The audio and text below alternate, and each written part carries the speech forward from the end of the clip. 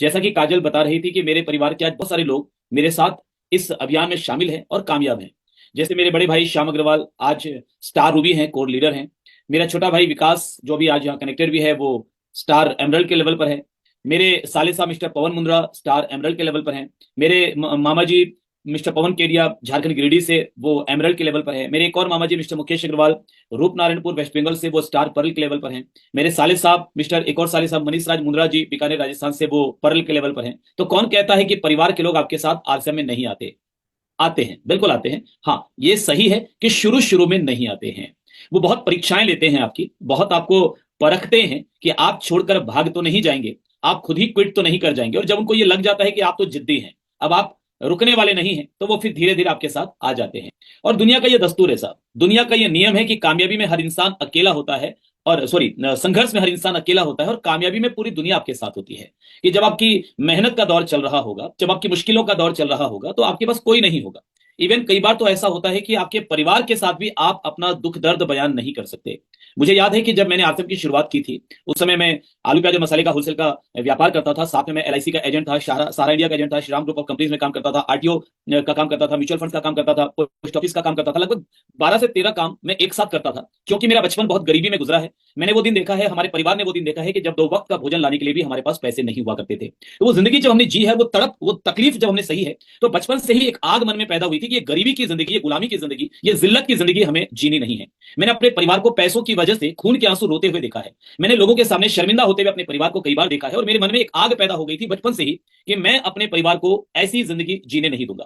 तो लगभग 14-15 साल की उम्र में मैंने खुद का बिजनेस स्टार्ट किया था, और 7-8 साल खूब मेहनत करके, दिन रात मेहनत करके मैंने ठीक ठाक लेवल पर अपने परिवार को ले जाकर खड़ा किया, अपने व्यापार को खड़ा किया। उस बीच आरसीएम मेरे पास आया। मैं बहुत बहुत शुक्रगुजार हूं मेरे ग्रेट अपलाइन आदरणीय पीके देवांगन जी का, जिनकी वजह से आरसीएम मेरी जिंदगी में आया, ये अभियान, ये मिशन मेरी जिंदगी में आया। मैंने शुरुआत किया। शुरू शुरू में तो इसका विजन मुझे समझ में नहीं आया था, लेकिन जिस दिन समझ में आ गया, उस दिन मुझे एक बात और समझ में आ गई कि अमीर के पास और अमीर बनने के 1000 तरीके हैं। आज बाजार में आपने ये कहावत सुनी होगी कि पैसा पैसे को खींचता है। सुना है आपने? कितने लोगों ने सुना है? एक बार कमेंट में मुझे टाइप करके बताइए यस। अगर आपने सुना है तो कमेंट में टाइप करके बताइए यस। पैसा पैसे को खींचता है। इस पर मुझे एक छोटा सा किस्सा याद आता है कि एक बार एक गांव का एक सामान्य सा व्यक्ति वो शहर आया पहली बार, और उसने सुन रखा था कि पैसा पैसे को खींचता है।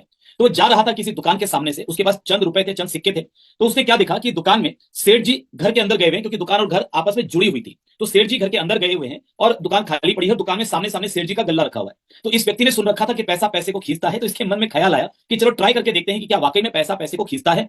वो गया उस गल्ले के पास, जो सिक्के उसके पास थे वो सिक्के लेकर, गल्ले के वो जो लोहे का गल्ला होता है ना, वो गल्ला रखा हुआ था टेबल पर, उसके ऊपर छेद होता है जिसमें पैसे हम डालते हैं। तो वो उस छेद के ऊपर उसने वो सिक्का यूं यूं हिलाना शुरू किया, क्योंकि सुन रखा था पैसा पैसे को खींचता है। तो अगर पैसा पैसे को खींचता होगा तो मेरा जो सिक्का है, वो तिजोरी के अंदर जो माल है, जो नोट है, जो सिक्का है, उसको खींच लेगा। ये सोचकर उसने ऊपर यूं हिलाना शुरू किया।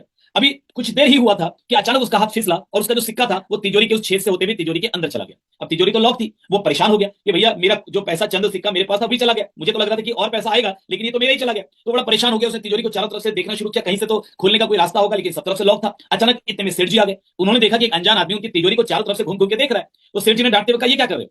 तो उस व्यक्ति ने कहा, सेठ जी मैं हाथ जोड़कर आपसे माफी चाहता हूं कि मैं दरअसल लालच में आ गया था। मैंने सुना था पैसा पैसे को खींचता है, और मेरे पास चंद सिक्के थे। मैंने आपकी तिजोरी के ऊपर यूं हिलाना शुरू किया कि शायद अंदर से कुछ पैसा बाहर आ जाए, लेकिन सेठ जी मेरा हाथ फिसला और मेरा सिक्का तिजोरी के अंदर चला गया। मुझे माफ कीजिए सेठ जी, मुझे आपका पैसा नहीं चाहिए, मगर मेरे पास जो पैसे चंद सिक्के थे वो मुझे प्लीज वापस कर दीजिए।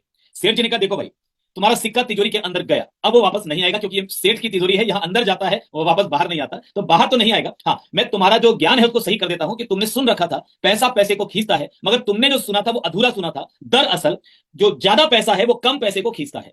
तो मेरी तिजोरी में रखा माल ज्यादा है, तुम्हारे पास सिक्का कम था, तो मेरी तिजोरी ने तुम्हारे उन सिक्कों को खींच लिया। यही सच्चाई है दुनिया की। सो माय डियर फ्रेंड्स, आज की डेट में जिसके पास खूब सारा पैसा है वो और ज्यादा पैसों को अट्रैक्ट कर रहा है, वो और ज्यादा अमीर बन रहा है, अमीर और ज्यादा अमीर बन रहा है। और जिसके पास ज्यादा पैसा नहीं है वो और ज्यादा गरीब हो रहा है, क्योंकि उसका पैसा भी अमीर लोग खींच ले रहे, क्योंकि ज्यादा पैसा कम पैसे को खींचता है, तो उसका पैसा भी अमीरों के पास चला जा रहा है। तो ये है दुनिया। तो मैंने जब आरसीएम को पहली बार समझा तो एक बात मुझे समझ में आई थी, आरसीएम एक मिशन है, एक आंदोलन है, एक अभियान है, देश के लिए मैं कुछ बहुत बड़ा कर पाऊंगा। ये बातें तो उस समय तुरंत समझ में नहीं आई थी, मगर एक बात ये जरूर समझ में आ गई थी कि एक अमीर के पास अमीर बनने के 1000 रास्ते हैं, लेकिन एक गरीब, एक सामान्य व्यक्ति, एक ऐसा व्यक्ति जो बहुत ज्यादा पढ़ लिख नहीं पाया, जिसके सिर पर किसी गॉडफादर का हाथ नहीं, जो बहुत ज्यादा टैलेंटेड नहीं, उसके पास भी अमीर बनने का, अपने सपनों को पूरा करने का अगर कोई रास्ता है तो उस रास्ते का नाम है आरसीएम।